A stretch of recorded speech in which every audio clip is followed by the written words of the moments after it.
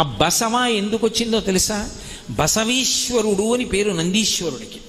బసవయ్య బసవయ్య అంటారు. నంది అనుగ్రహించి కొడుకు పుడతాడు. నందీశ్వరుడి మెడలో శనగలు కడతారు. ఇప్పటికీ శ్రీశైలంలో శనగల బసవయ్య అంటుంటారు. ఇప్పటికీ వింటాడు. అందుకే మీరు ఎప్పుడైనా శ్రీశైలంలో ఉన్న నందిని జాగ్రత్తగా చూడండి. 3 గంటలు కట్టుకుంటాడు. కింద 1 గంట, మధ్యలో 1 గంట, మెడలో 1 గంట ఉంటాయి. 2 చెవులు ఒకలా ఉండవు, ఇలా ఉంటుంది ఒక చెవి. ఏదైనా చాలా కష్టం వచ్చిందనుకోండి, శ్రీశైలంలో నంది చెవి దగ్గరికి వెళ్ళి చెప్పుకుంటారు.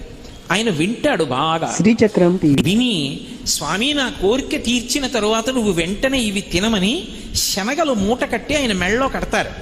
అలా కట్టగా కట్టగా కట్టగా కట్టగా ఇప్పుడు ఆయనకి పేరు ఏమని వచ్చిందంటే శనగల బసవన్న అని. నందీశ్వరుడు కాలజ్ఞానంతో ఉంటాడు. పరమశివస్వరూపం కదా, మీకు ముందే చెప్పే కదా, కాలంబు గతి అని.